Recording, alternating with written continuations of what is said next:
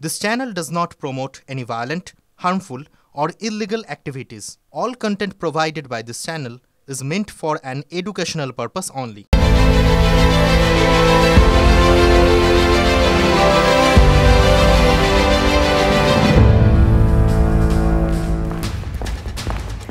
নমস্কার, ঠিক রাত ৮টায় আপনার সামনে হাজির ঠোঁট কাটা আপনার কথা বলতে, আপনার ভাষা আপনার মুডে ১ ঘন্টা।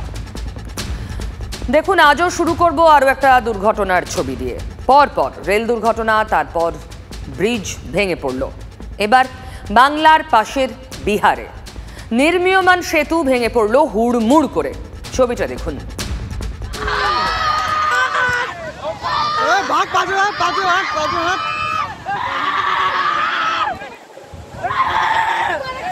बगरा नदी का पुल चला गया, देखिए हवा भी नहीं देखिए यहाँ पे। বিহারের আরারিয়ায় বক্র নদীর সেতু ভেঙে পড়ার ছবি দেখলেন। একের পর এক দুর্ঘটনা। কি যে হচ্ছে জানেন, রাজনীতিতেও একই প্রশ্ন। কি যে হচ্ছে, বিজেপির সাংসদের বাড়িতে মিটিং করতে যাচ্ছেন মমতা ব্যানার্জি। ছবি দেখুন একটা। বিজেপির সাংসদ অনন্ত মহারাজের প্রাসাদোপম বাড়ির ছবি দেখছেন। বাড়ির মূল ফটকের বাইরে বেরিয়ে এলেন অনন্ত মহারাজ, কারণ এখানে এসে পৌঁছলো মমতা ব্যানার্জির কনভয়। আতিথেয়তায় কোনো খামতি রাখেননি অনন্ত মহারাজ। উত্তরীয় গুয়া পান হাতে নিজে দাঁড়িয়েছিলেন বাড়ির বাইরে অপেক্ষায়। কি যে হচ্ছে, যাবতীয় এক্সিট পোলকে মিথ্যে প্রমাণ করে রাজ্যে সবুজ ঝড় তোলার পরেও স্বয়ং মমতা ব্যানার্জিকে কোচবিহারে অনন্ত মহারাজের বাড়িতে ছুটতে হলো কেন? কোচবিহার তো এখন তৃণমূলের, তাহলে উত্তর পেতে। আচ্ছা, বিজেপির সাংসদ অনন্ত মহারাজ তৃণমূল সুপ্রিমো মমতা ব্যানার্জির সঙ্গে বৈঠক করছেন। ব্যাপারটা বিজেপির হজম হয়েছে? শুনবেন একটু পরেই। অনন্ত মহারাজ বলছেন মমতা ব্যানার্জি তো গিয়েছেন তাঁর বাড়িতে। সত্যি তো, রাজ্যের প্রশাসনিক প্রধান বিজেপি সাংসদের সঙ্গে দেখা করতে তাঁর বাড়িতে গেলেন। কেন? প্রয়োজনটা কি? Vote, Rajbanshi vote. এ যেন বহে নিরন্তর অনন্ত আনন্দধারা। নিরন্তর বহেনি বটে, তবে দিনের শেষে বলতেই হবে অনন্ত আনন্দধারা। আনন্দধারা অনন্ত মানে অনন্ত মহারাজের বাড়িতে থুড়ি প্রাসাদে মুখ্যমন্ত্রী মমতা ব্যানার্জি পৌঁছলেন। সেখানে মুখ্যমন্ত্রীকে অভ্যর্থনা জানালেন বিজেপির রাজ্যসভার সাংসদ। সেই ছবিটাই সব কথা বলে দিল। দেখুন, রাঙাপানি দুর্ঘটনার পর সোমবারই উত্তরবঙ্গের উড়ান ধরেন মুখ্যমন্ত্রী। বিমানবন্দরে দাঁড়িয়েই বলেছিলেন কোচবিহারে দুটো কাজ সেরেই কলকাতা ফিরবেন, আর দুয়ে দুয়ে 4 করলে সেই কাজের একটি কি অনন্ত মহারাজের সঙ্গে সাক্ষাৎ। সেই ছবিতেই ধরা পড়ল রাজনীতির অনন্ত আনন্দধারা। দেখুন।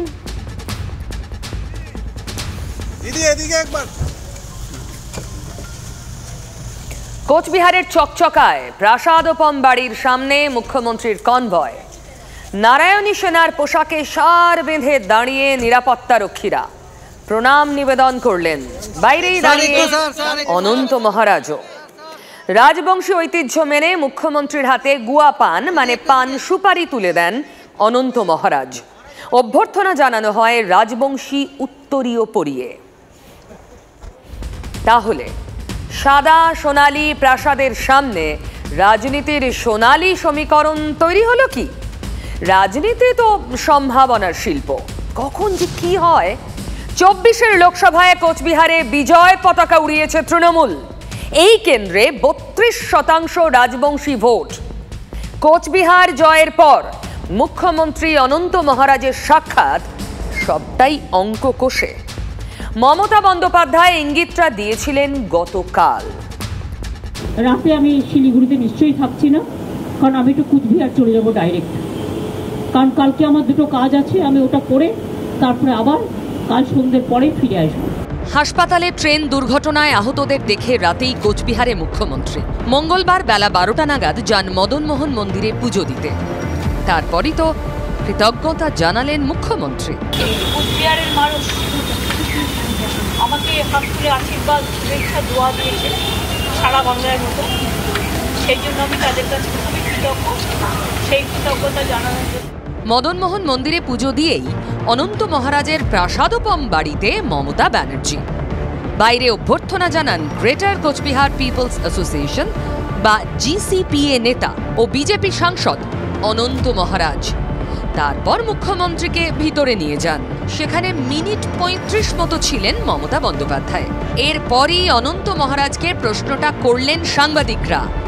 মুখ্যমন্ত্রীর সঙ্গে যোগাযোগ করে আমন্ত্রণ কি তিনি জানিয়েছিলেন? আমি ক্লিয়ার করে বলছি, আমি না কোনো তৃণমূলের কাছে যোগাযোগ করেছি, না পশ্চিমবঙ্গের মুখ্যমন্ত্রী মমতার সঙ্গে যোগাযোগ করেছি, কারোর সঙ্গে যোগাযোগ করিনি। ইনি সৌজন্যমূলক আমার সাথে দেখা করতে হবে। কবে এই বার্তাটা দেওয়া হয়েছিল? আজকে সকালে SP সাহেব আজকে সকালে দিয়েছে। কোনো রাজনৈতিক আলোচনা হয়েছে? না, রাজনীতি কোনো আলোচনা। রাজ্য রাজনীতিতে একটা বিরাট বড় ঘটনার সাক্ষী থাকলো কোচবিহার। আজ মুখ্যমন্ত্রী মমতা বন্দ্যোপাধ্যায় এসেছিলেন গ্রেটার কোচবিহার পিপলস অ্যাসোসিয়েশনের যিনি হর্তাকর্তা বিধাতা, সেই অনন্ত মহারাজের বাড়িতে বেশ কিছুক্ষণ আলোচনা হয়েছে, বিভিন্ন বিষয়ে আলোচনা হয়েছে।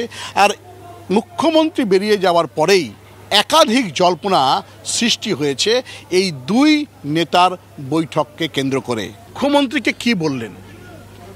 উনি আমার সঙ্গে দেখা করতে আসছে, তার জন্য ধন্যবাদ জানালাম। হ্যাঁ, কিন্তু আমাকে এটা বলে আমি চিলারার মূর্তি বানিয়ে দিয়েছি, আমি নর্থবেঙ্গল ডেভেলপ করেছি, এই কথা বলছো বলে আমি শুধু কুচবিহারটা পেলাম, বাকিটা পেলাম না। আমি কি করে বলবো? আপনি কেন পালেন না, কি পালেন, আমি কি করে বলবো? হাসির ছলে বললেন বটে, কিন্তু এবারের ভোটে নিশীথ প্রামাণিকের হয়ে এই রাজবংশী নেতাকে ময়দানে দেখা গিয়েছিল কি? অথচ রাজবংশী অধ্যুষিত ধূপগুড়ি উপনির্বাচনে অনন্ত মহারাজই ছিলেন বিজেপির তারকা প্রচারকের তালিকায়। দেখুন, GCPA সংগঠনের একটি অংশ তৃণমূলের সঙ্গেই রয়েছে। সেই অংশের নেতা বংশীবদন বর্মন আজ গ্রেটার কোচবিহারের ওপর অন্য অংশ, যার নেতা অনন্ত মহারাজ, তার সঙ্গেই সাক্ষাৎ করলেন মুখ্যমন্ত্রী। রাজনীতির প্রশ্ন তো এখানেই। তাহলে উত্তরে নতুন সমীকরণ, নতুন অঙ্ক কষা হচ্ছে। বৈঠক করে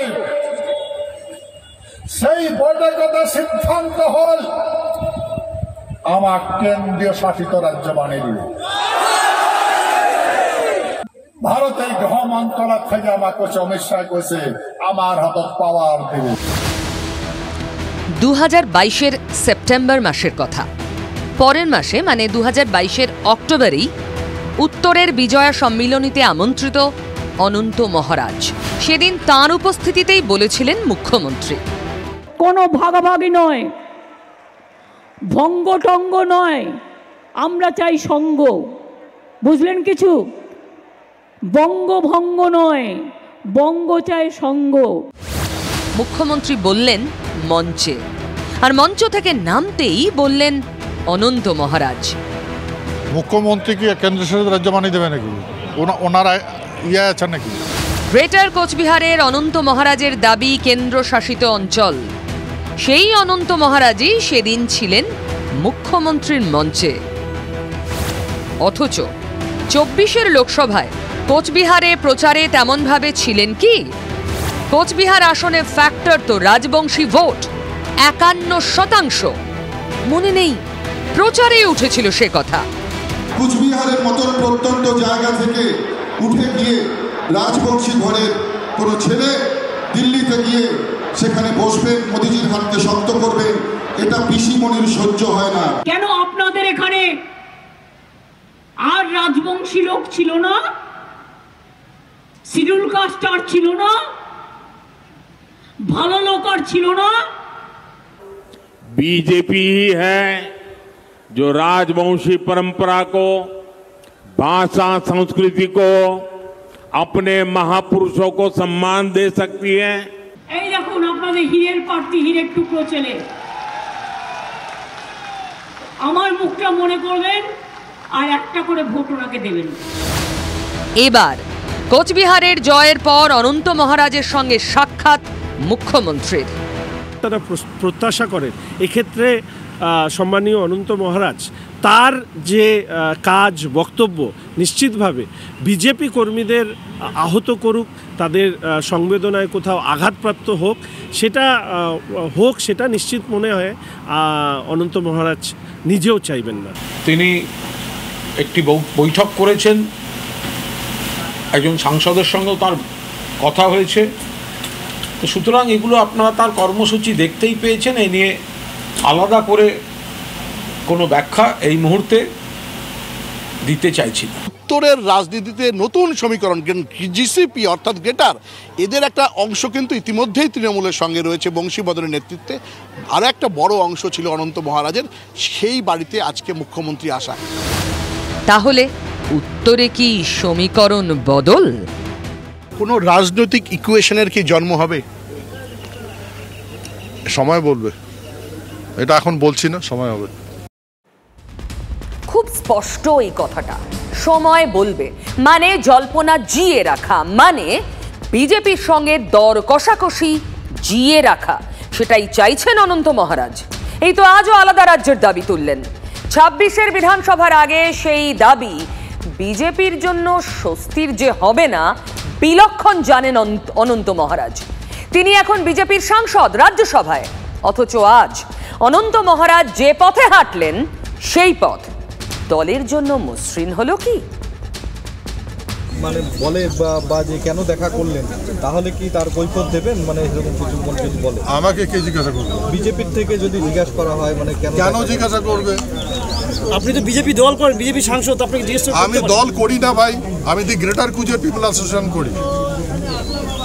তাহলে আমি BJP greater Cooch Behar people association পক্ষ থেকে সংগঠন করি। আমি বিজেপির এখন বিজেপি সংসদ হয়েছে, প্রতীক চিহ্নে সংসদ হয়েছে। আমি তো আর কি বলবো বলেন? অনন্ত মহারাজ তিনি নিশ্চিতভাবে অত্যন্ত বিচক্ষণ এবং সংবেদনশীল মানুষ। এই রাজ্যকে যিনি ডুবিয়েছেন, সেই রাজ্যের মুখ্যমন্ত্রী সম্পর্কে তিনি কি ধারণা পেশ করেন সেটা তার বক্তব্যের মধ্যে দিয়েই মানুষ জানতে পারবে। ঠিক আছে, আজ পর্যন্ত আমাকে কুচবিহার বিজেপির অফিসটাই দেখায় নেই, দেখেছে বলেন? আমি যে বিজেপির একজন মেম্বার, আজ পর্যন্ত বলে নেই, বিজেপির কোনো নেতা বলে নেই। সেন্ট্রাল টিম আসলো, তারাও বলছে না, দামও থাকছে না, আমাকে মানেই না ওরা। এখন দু রকমের অবস্থান থাকলে মুশকিল। উনি বিজেপির না সেটা আগে ঠিক করে বলতে বলুন, আমার মনে হয় সেটা দরকার। আমরা জানি উনি বিজেপির, কিন্তু আমাদের বিজেপির একটা সিস্টেম আছে।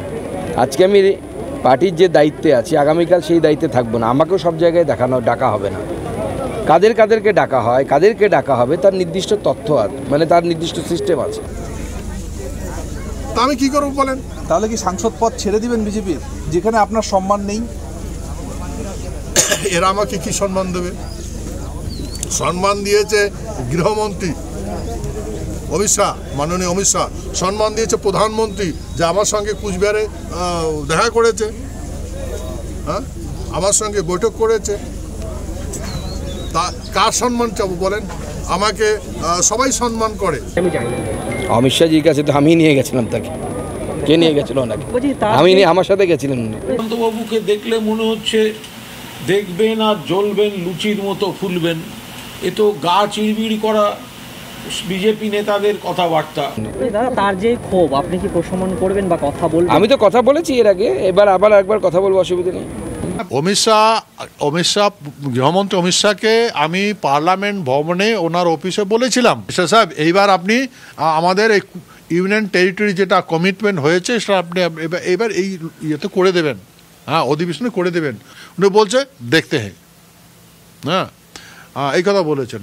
এখনও দেখে, আমি কি বলবো, ও দেখতে আছে, কতদিন বা দেখে সেটা তো আমি জানি। যখন দেখতে আছে, হ্যাঁ, আর কি বলবো, তো জনগণও দেখতেছে। সবই ভোটেরও লাগিয়া। আসলে এই যে সমীকরণ বদলের হাওয়া, সেটাও তো 26-এর ভোটের কথা ভেবে, তাই না? সবে তো 24 পেরোলো, আর এই 24 পেরোনোর পরই 26-এর ভোট আসার আগে আর এক ভোট। রাজনীতি পাগল বাঙালির সেরা পার্বণ ভোট। 4 বিধানসভা কেন্দ্রের উপনির্বাচন, ভোট হবে 10 জুলাই। এর মধ্যে হই হই করে নেমে পড়েছে তৃণমূল। বাগদা, রায়গঞ্জ, রানাঘাট দক্ষিণের এমএলএরা লোকসভা ভোটে প্রার্থী হয়েছিলেন। 3 জনের কেউ জেতেননি, কিন্তু ভোটে লড়ার আগে তারা ইস্তফা দেওয়ায় ওই 3 কেন্দ্রে উপভোট। মানিকতলার ব্যাপারটা অবশ্য আলাদা। গত বিধানসভা ভোটে হেরে যাওয়ার পর আদালতে মামলা করেন বিজেপির প্রার্থী কল্যাণ চৌবে। সেই আইনি জটে আটকে থাকায় ভোট হচ্ছে এমএলএ সাধন পাণ্ডের মৃত্যুর 2.5 বছর পরে। ভোটের ট্যাগলাইন, মানিকতলা নিজের বৌদিকে চায়, মানিকতলা নিজের বৌদিকে চায়। সাধন পাণ্ডের স্ত্রী মমতা বন্দ্যোপাধ্যায়ের সহপাঠী সুপ্তি পাণ্ডেকে প্রার্থী করেছে তৃণমূল। সাধন পাণ্ডের পৈতৃক ভিটে ঘুরে মন্দিরে পুজো দিয়ে মনোনয়নপত্র জমা দিতে গেলেন সুপ্তি। জিত হারের কথা নয়, যাতে সুন্দরভাবে কোনো রকম অশান্তির বাতাবরণ না তৈরি হয়ে স্মুথলি গোটা প্রসেসিংটা হয় সর্বস্তরে, সেটাই আমার কামনা, আর কিছু। সবার কল্যাণ কামনা করে পুজো দিলেন সুপ্তি। তার বিরুদ্ধে বিজেপি প্রার্থীও কল্যাণ। গতবার ভোটে লড়া কল্যাণ চৌবে। সুপ্তি যেদিন মনোনয়নপত্র জমা দিলেন, কল্যাণের নাম ঘোষণা হয়েছে ঠিক তার আগের দিন। আমি আমার সাধ্য এবং সামর্থ্য অনুসারে এই নির্বাচনে লড়াই করব এবং জেতার চেষ্টা করব। ভারতের বিখ্যাত গোলকিপার এখনকার এআইএফএফ সভাপতিকে সবাই কল্যাণ চৌবে নামেই চেনেন, কিন্তু বিজেপির ঘোষিত প্রার্থী তালিকায় তার নাম কল্যাণ চৌবে ভট্টাচার্য। রাজনীতিতে কত কিছুই না হয়, তাই না? কত কি নিয়ে খোঁচাখুচি হয়। কল্যাণের পদবিতে ভট্টাচার্য নিয়েও হচ্ছে। কল্যাণ বলছেন তিনি বাবা এবং মা দুজনের পদবি নিয়েই চলতে চান, আর তৃণমূল বলছে এসব বাঙালি ভোট পেতে নাটক। তো আমি সম্পূর্ণরূপে মায়ের সাথে ইমোশনালি কানেক্ট হওয়ার জন্য এবং মায়ের স্মৃতি বহন করার জন্য বাবা মারা যাওয়ার পর মায়ের পদবিকে নেওয়ার আমি সিদ্ধান্ত নিই। সিনেমার সাথে যুক্ত সঞ্জয় লীলা বনসাল, যার বাবার পদবি বনসাল কিন্তু তার মা লীলা, তিনি বাবা এবং মা দুজনকেই একসাথে নিয়ে চলেছেন। যে ভারতীয় জনতা পার্টি যাদের রাজত্বে মণিপুরে মহিলাদের ধর্ষণ করে নগ্ন করে প্যারেড করানো হয়, সেই বিজেপির প্রার্থী বলছেন আমি মহিলাদের সম্মান দেওয়ার জন্য পদবি বদল করেছি। এর থেকে হাস্যকর আর কিছু হয় না। ইস্যু কি টাইটেল নাকি ঘরছাড়াদের আর্তনাদ? আমাদের কাছে ঘরছাড়াদের আর্তনাদটা অনেক বেশি। ওখানে তো বাঙালিরাই কাচ্ছে, ওখানে তো বাঙালিদেরকে মারছে কে, যারা নাকি বলে বাংলা ভালোবাসি বলে কেউ গুজরাট, কেউ হচ্ছে বিহার থেকে প্রার্থী নিয়ে এসে এখানে দাঁড় করান। কল্যাণ চৌবে প্রার্থী হওয়ায় খানিকটা কি রিল্যাক্সড সুপ্তি পাণ্ডে? তার অভিযোগ কল্যাণের মামলার গুঁতোয় এতদিন ভোট হয়নি মানিকতলায়। পাল্টা ব্যাখ্যা কল্যাণেরও। তার যেরকম ক্ষমতা সেটুকু নিয়ে এগোবে, তবে কিনা কল্যাণবাবুর পাস হিস্ট্রিটা তো খুব ভালো নয়। মানে উনি গোটা একটা প্রসেসিংকে আটকে রেখেছিলেন, একটা মানুষের পরিষেবা থেকে বঞ্চিত করে, কাউকে ঘুষখোর বলে, মহিলাদের অপমান করে, এই ব্যাকগ্রাউন্ড নিয়ে তিনি আসবেন। তার সঙ্গে লড়াইটা আমার একটু সুবিধা হবে। মে মাসে নির্বাচনের ফলাফল বেরোয় এবং তারপরেই আমি ইলেকশন পিটিশন ফাইল করি। কিন্তু যেহেতু সাধনবাবু সেই সময় অসুস্থ ছিলেন, তিনি মারা যাওয়া পর্যন্ত এই কেসের হিয়ারিং হয়নি, শুনানি হয়নি। 2023 আগস্টের পর থেকে 15টা হিয়ারিংয়ে আমি 14 বার অ্যাপিয়ার হই হাইকোর্টে। বুঝতে পারি যে আমাদের কোর্টের যে কেস চলে অনির্দিষ্টকাল ধরে একটা মামলা চলতে থাকে। এর ফলে যদি মানিকতলার মানুষ ক্ষতিগ্রস্ত হয়, পরিষেবা না পায়, বিধায়কহীনভাবে কাটায়, সেটা স্বাভাবিকভাবে খুব দুঃখজনক হচ্ছে। সেহেতু আমি এই কেস তুলে নিই। সুপ্তি পাণ্ডের অশান্তিটা আসলে একদম ঘরের। তিনি যে রাজনীতিতে খুব একটা সক্রিয় ছিলেন এমনটা নয়। বেশি সক্রিয় ছিলেন তার মেয়ে শ্রেয়া। সবাই ধরে নিয়েছিলেন প্রার্থী হচ্ছেন শ্রেয়া, কিন্তু সহপাঠী সুপ্তিকেই প্রার্থী করলেন মমতা ব্যানার্জি। শ্রেয়াকে নাকি ভোট প্রচার থেকে দূরে থাকতে বলা হয়েছে। কম আশা করতেই পারে যে আমি প্রতিদ্বন্দ্বিতা করে বা নিজেকে প্রুভ করব, এবং প্রুভ করলেও জিততেও। কিন্তু আমাদের মাননীয় মুখ্যমন্ত্রী অভিজ্ঞতাকে জোর দিয়েছেন, বয়সকে জোর দিয়েছেন, এবং আমাদের পার্সোনাল রিলেশনশিপকেও জোর দিয়েছেন। মায়ের প্রচারে থাকবেন, ঝাঁপিয়ে পড়বেন মানিকতলার জন্য কাজ করবেন। কারণ আমি শুনেছি দল বলেছে আমি শুনিনি, মানে আমাকে বলা হয়েছে যে আমাকে মায়ের থেকে এখন একটু সরে যেতে ডিউরিং এই ইলেকশন ফেজ। মা মেয়ের সম্পর্ক, মায়ের কাজে মেয়ে আসবেন এরকম তো হতে পারে না। 100% তার আরও ঘুম নেই, সে সকাল থেকে সব কর্মীদের জিজ্ঞেস করেছে আমাকে কি করতে হবে। 100% শ্রেয়া পাশে থাকবে, শ্রেয়াকে নিয়েই আমি করবো যা করবার। আমার মা বলেছে আমার মেয়ে আমার ডান হাত, আমার মেয়ে আমার বাঁ হাত, আমার মেয়ে আমার হৃদয়। আমিও বলছি আমি আমার মায়ের হৃদয়, আমার মায়ের ডান হাত, আমার বাঁ হাত। বললে দল যদি অ্যালাউ না করে তাহলে পারবেন নিজে? আমি তো সাধারণ, আমি আচ্ছা একটা বলো, একটা মিছিল যাচ্ছে, একটা সাধারণ পাবলিক যাচ্ছে, যেতে পারি না আমার মায়ের মিছিলে, আমার মায়ের নমিনেশনে? হলো তাই। একদিকে বড় চেয়ারম্যান অনিন্দ্য কিশোর রাউত আর অন্যদিকে মেয়ে শ্রেয়াকে নিয়ে মনোনয়ন জমা দিলেন সুপ্তি পাণ্ডে। মানে মায়ের মনোনয়নপত্র জমায় থাকলেন শ্রেয়া, এরপর মায়ের প্রচারেও কি সামনের সারিতে থাকবেন মেয়ে? এ তো শুধু মা বনাম মেয়ে নয়, তার চেয়ে অনেক বেশি কিছু। প্রার্থীপদ না শ্রেয়ার প্রার্থীপদ নিয়ে নাকি মমতা ব্যানার্জি অভিষেক ব্যানার্জির মধ্যে দ্বন্দ্ব লেগে গেছে।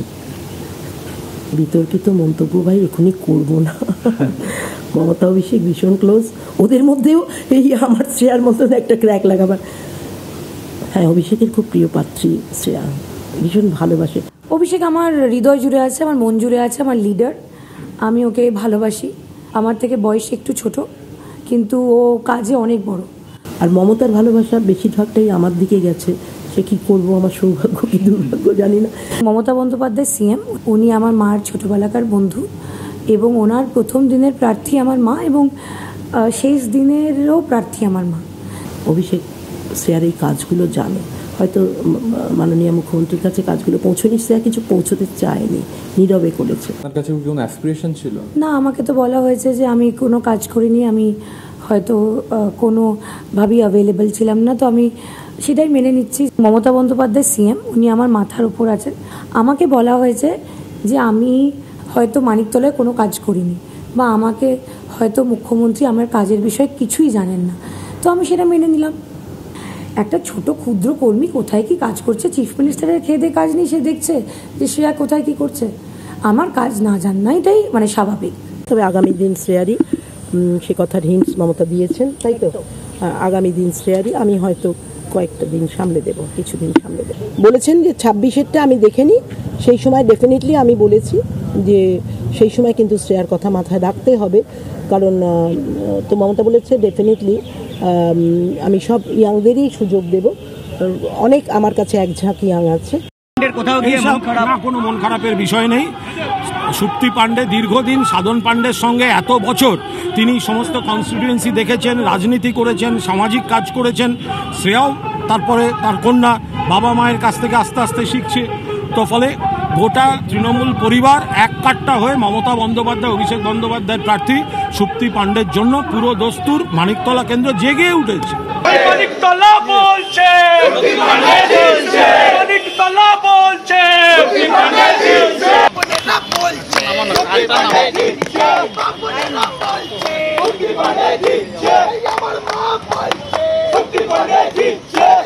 মানিকতলা নিজের বৌদিকে চায়। আচ্ছা, বাংলা মানে কি বিতর্ক?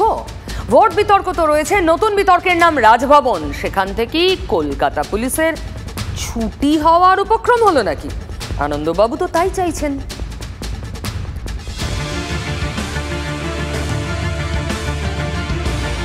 রাজভবন চত্বরে চলছে নাটকের পালা। রাজ্যপাল সাফ বলছেন রাজভবনের নিরাপত্তায় তাঁর কলকাতা পুলিশের কোনো দরকার নেই, তাই অবিলম্বে রাজভবন চত্বরে কর্তব্যরত পুলিশ কর্মীদের সরানোর নির্দেশ দিয়ে রবিবার সকালেই নোটিশ পাঠান সিভি আনন্দ বোস।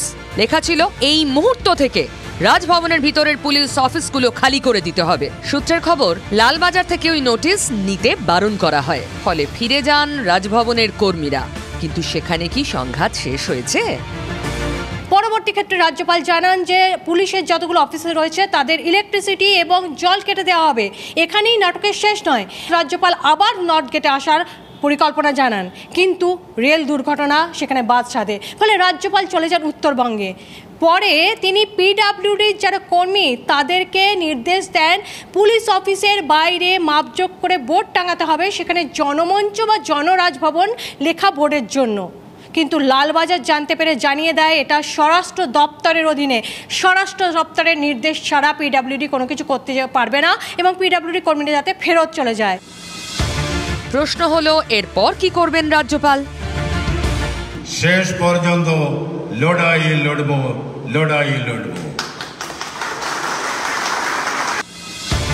সংঘাতের এই নতুন চ্যাপ্টারে মূল অনুঘটক রাজভবন চত্বরে কয়েকদিন আগে পুলিশের শুভেন্দু অধিকারীকে বাধা দেওয়া। রাজনৈতিক হিংসার শিকার দলীয় কর্মীদের নিয়ে গিয়ে প্রথম দিন গেট থেকেই ফিরতে হয়েছিল তাকে।